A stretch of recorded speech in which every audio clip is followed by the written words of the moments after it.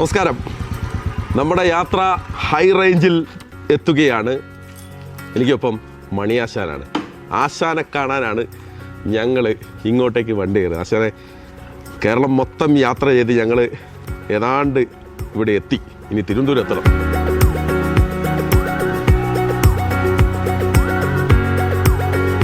ആശാൻ, ഇതാണ് ഞങ്ങളെ കേരള യാത്രയ്ക്കുള്ള ബുള്ളറ്റ്. ഇത് കേരളം മുഴുവൻ യാത്ര ചെയ്യുക എന്ന് പറയുന്നത് തന്നെ ഒരു റിസ്ക്കാണ്. പിന്നെ ഭയങ്കര റിസ്കല്ലേ ഓടിച്ചു. പക്ഷേ ഞങ്ങൾക്ക് കാറിൽ പോകുന്നതിനാണ് കുറേ കൂടി ആളുകളായിട്ട് അടുത്തിടപഴകാൻ. അത് കഴിയും. കൂടുതൽ എവിടെ വേണേലും നിർത്താം, നിർത്തിയിട്ട് ആളുകളെ കാണാം, അവരോട് വേണേൽ ചോദിക്കാം. അങ്ങനെയുള്ള പ്രത്യേകതയുണ്ട്. ആശാൻ വണ്ടി ഓടിക്കാറുണ്ട്? ബൈക്കും ബുള്ളറ്റും? ഇല്ല, അതൊന്നും ഓടിക്കുകയില്ല. ഞാൻ ജീപ്പ് സ്വന്തമായി ഇച്ചിരി നേരം ഓടിച്ചിട്ടുണ്ട്, പിന്നെ അത് ഉപേക്ഷിച്ചു. കാരണം നമുക്ക് ഈ വാഹനം ഓടിക്കുന്നതിനിടയിൽ വളരെ ഏകാഗ്രതയില്ലെങ്കിൽ അത് കുഴപ്പമാണ്. അതുകൊണ്ടാണ് ഞാൻ വിട്ടത്.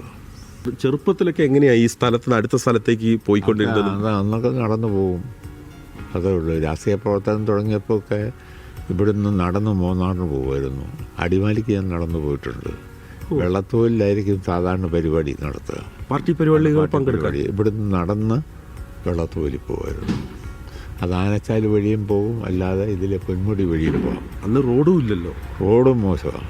വിമർശനങ്ങളിൽ തളരാത്ത എം എം മണിയാശാൻ്റെ ചങ്കുറപ്പിൻ്റെ കാരണം എന്താ? ഇപ്പം നമ്മുടെ ഭാഗം സത്യമാണ്. നമുക്ക് വേറെ കള്ളവും കളവും ഒന്നുമില്ല പറയുന്നതിനകത്ത്. പറയുന്നത് സത്യസന്ധമായാണ് പറയുന്നത്. ആ പറയുന്നത് വന്നാൽ പിന്നെ അതിൻ്റെ എന്തോ വരുമ്പോഴേ വന്നാലും അത് നേരിടുക ചെയ്യുന്നത്. അതിനുള്ള ആത്മവിശ്വാസമുണ്ട്.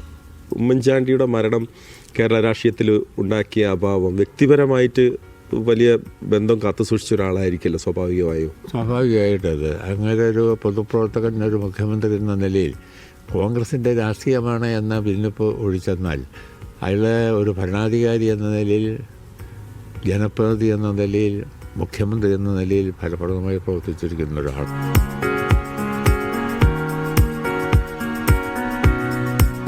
നമ്മൾ തദ്ദേശ തെരഞ്ഞെടുപ്പ് കഴിഞ്ഞാൽ നേരെ നിയമസഭാ തെരഞ്ഞെടുപ്പിലേക്ക് പോവുകയാണ്. സ്വാഭാവികമായും LDF 3.0 അല്ലെ പിണറായി മൂന്നാം വട്ടം, അല്ലെങ്കിൽ LDF മൂന്നാം വട്ടം എന്നുള്ള ഒരു ലക്ഷ്യത്തിലാണല്ലോ LDF ഉള്ളത്. ആശാൻ എങ്ങനെ അടുത്ത തവണ മൂന്നാം വട്ടവും ഞങ്ങൾ ആശാനെ ഇവിടെ പ്രതീക്ഷിക്കണോ? തെരഞ്ഞെടുപ്പിൽ അതൊക്കെ പാർട്ടി തീരുമാനിക്കുന്ന പോലെയല്ല. വ്യക്തിപരമായ അഭിപ്രായം പറയുന്ന കാര്യമില്ല. പാർട്ടി മത്സരിക്കണമെന്ന് തീരുമാനിച്ചാൽ ഓക്കെയാണ്. എനിക്ക് വ്യക്തിപരമായി അങ്ങനെ അതിനകത്ത് താല്പര്യവുമില്ല. 2 ടേണായി 10 വർഷം, അതിൽ 5 വർഷം മന്ത്രിയായി. എനിക്ക് ചെയ്യാവുന്ന സേവനമൊക്കെ ചെയ്തിട്ടുണ്ട്. പാർട്ടി എല്ലാ പരിഗണനയും തന്നിട്ടുണ്ട്.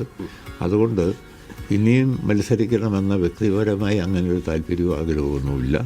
പിന്നെ പാർട്ടി എന്താണോ പറയുന്നത് അതിനനുസരിച്ച് അനുസരിക്കില്ല. ആശാൻ, ഈ രാഹുൽ മാങ്കൂട്ടത്തിൻ്റെ വിഷയം, അത് ഏതെങ്കിലും തരത്തിൽ ജനങ്ങൾക്കൊന്ന് മാറ്റി വീണ്ടും LDFന് വോട്ട് കുത്താം എന്നുള്ള രീതിയിലേക്ക് ഈ രാഹുലിൻ്റെ വിഷയം? രാഹുൽ മാങ്കൂട്ടത്തിൻ്റെ കേസെന്ന് പറയുന്നത്, കേസ് ഇപ്പോൾ ഇതുവരെ വന്നിരിക്കുന്ന വസ്തുത വെച്ച് അങ്ങേയറ്റത്തെ അപമാനകരമാണെന്നാണ് കരുതുന്നത്. അത് സംബന്ധിച്ച് മറ്റ് പ്രതികരണങ്ങളിൽ ഇതുവരെ വന്നിട്ടില്ല. കേസും നിയമ നടപടികളുമാണ് വരുന്നത്. അത് നിയമത്തിൻ്റെ വഴിക്ക് പോകട്ടെ. അദ്ദേഹം സ്വീകരിച്ചിരിക്കുന്ന അദ്ദേഹത്തിനെതിരെ ഉയർന്നു വന്നിരിക്കുന്ന ആക്ഷേപം ശരിയാണെങ്കിൽ ഒരു പൊതുപ്രവർത്തകനിൽ നിന്ന് ഒരിക്കലും ഉണ്ടാകാൻ പാടില്ലാത്ത ഒരു നടപടിയായിട്ടാണ് ഞാൻ അതിനെ കാണുന്നത്. ഓക്കെ ആശാൻ, അപ്പോൾ ഞങ്ങൾ വീണ്ടും യാത്ര തിരുവനന്തപുരത്തേക്ക് പോവുകയാണ്. കുറച്ച് ജില്ലകളിലൂടെ പോകാനുണ്ട്. എന്തായാലും വലിയ സന്തോഷം ഇവിടെ വന്നിട്ട്. ഹൈ റേഞ്ചിൽ, ഫുൾ റേഞ്ചിലാണ് ഇടതുപക്ഷത്തിൻ്റെ പ്രചാരണം. ആശാൻ ഇന്നും തിരക്കുള്ള ദിവസമാണ് കേട്ടോ. അപ്പോൾ ഞങ്ങളുടെ യാത്ര തുടരുകയാണ് ആശാൻ. Thank you so much.